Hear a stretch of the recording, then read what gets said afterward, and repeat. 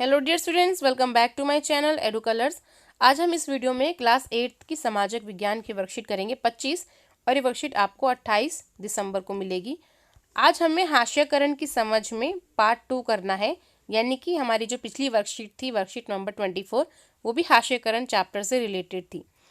हमने उसमें आदिवासियों के बारे में जाना था। अब हम इस वर्कशीट में आज जानेंगे कि अल्पसंख्यक यानी कि माइनॉरिटी कौन है और वो किस तरीके से हास्यकरण की तरफ बढ़ जाते हैं।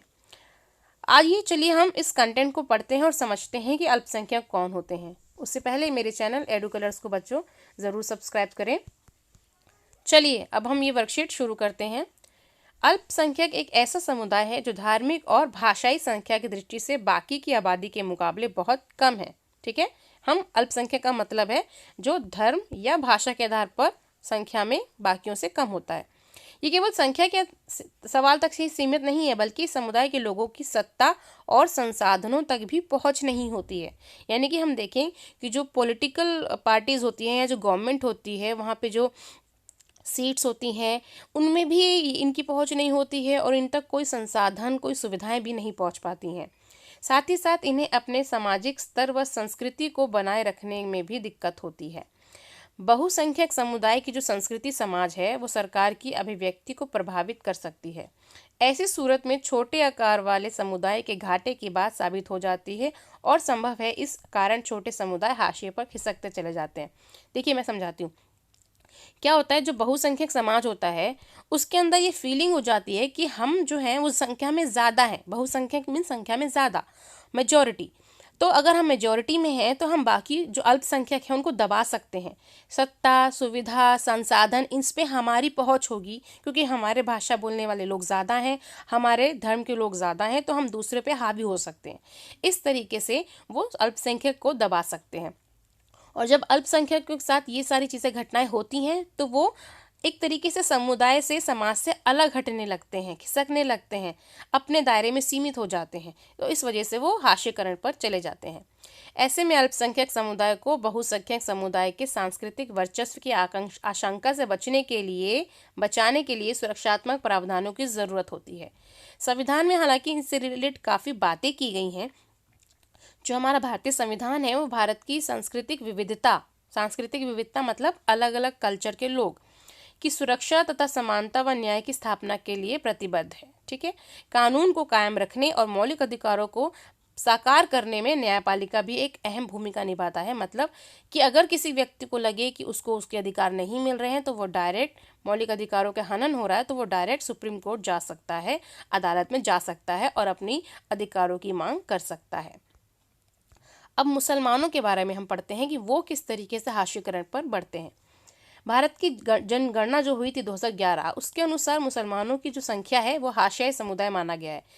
क्योंकि विभिन्न स्रोतों से हमें पता चलता है कि जो मूलभूत सुविधाएं हैं, साक्षरता यानी पढ़ाई में या सरकारी नौकरियों में वो कितने हैं, तो इसमें उनकी हालत जो है वो दूसरे समुदायों से बहुत खराब है।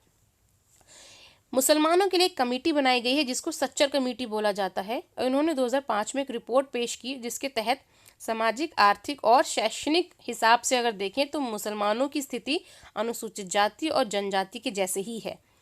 दूसरे अल्पसंख्यकों की तरह मुसलमानों के भी कई रीति रिवाज हैं जो कि हर लोगों से अलग होते हैं, क्योंकि हर लोगों के रीति रिवाज अलग ही होते हैं। जैसे कि हम क्या कहते हैं कि हम मुसलमानों को देखते हैं कि बुर्का पहने हुए हैं, लंबी दाढ़ी हुए हैं या टोपी लगाए हुए हैं, तो ये चलन चल गया है, तो हमको उन चीज़ों से पहचानते हैं कि ये तो ऐसे ही होंगे। ठीक है ना, हम उनकी इन्हीं निशानियों से ही उनको पहचानते हैं। इसी कारण उन्हें अलग नज़र से देखा जाता है कि ये तो अलग दिख रहे हैं, हमसे अलग दिख रहे हैं। इस वजह से उनके साथ गलत व्यवहार होता है, भेदभाव होता है और कभी कभी ये पूर्वाग्रह यानी कि पहले से ही धारणा बना लेना कि ये तो ऐसे हैं, तो इस वजह से ये ऐसे ही पहनेंगे, ऐसे ही बोलेंगे और इस तरह से ये ऐसे ही रहेंगे, तो ये हमसे अलग है। तो इस वजह से ये काफ़ी हिंसा को भी जन्म देता है। अब हम बात करते हैं निष्कर्ष यानी कंक्लूजन क्या है इन सब चीज़ों का। हास्यकरण का संबंध जो है वो अभाव, पूर्वाग्रह और शक्तिहीनता के एहसास से जुड़ा हुआ है। हमारे देश में दलित भी इसी तरह का एक समुदाय है। दलित मतलब जो निम्न तबके के लोग हैं। हास्यकरण से कमज़ोर सामाजिक हैसियत ही पैदा नहीं करती, बल्कि शिक्षा व अन्य संसाधनों तक भी इन लोगों की पहुंच नहीं हो पाती। इसके बावजूद हाशियाई समुदाय का जीवन कभी भी बदला जा सकता है और बदलना ही पड़ेगा। हाशियाई समुदाय अपनी सांस्कृतिक विविधता बनाए रखना चाहते हैं, साथ ही अधिकारों और विकास व अन्य अवसरों में भी बराबरी का हिस्सा चाहते हैं, ताकि उन्हें भी समाज में सम्मान की दृष्टि से देखा जाए और उनके हक उनको मिले। अब हम बढ़ते हैं प्रश्नों की ओर। पहला प्रश्न है, अल्पसंख्यक और बहुसंख्यक में क्या अंतर है?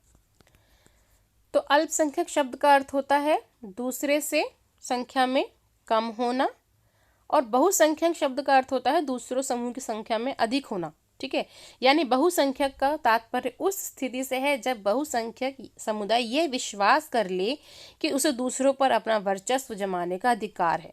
यानी कि जो संख्या में कम है, अगर उस पर बहुसंख्यक हावी हो जाए तो वो मेजॉरिटी बहुसंख्यक गलत तरीके से साबित हो जाती है। अगला जो प्रश्न है वो है, अल्पसंख्यकों की सुरक्षा क्यों जरूरी है? बहुसंख्यक समुदाय अल्पसंख्यक समुदाय पर अपना वर्चस्व जमाते हैं, इसलिए उनकी सुरक्षा जरूरी है।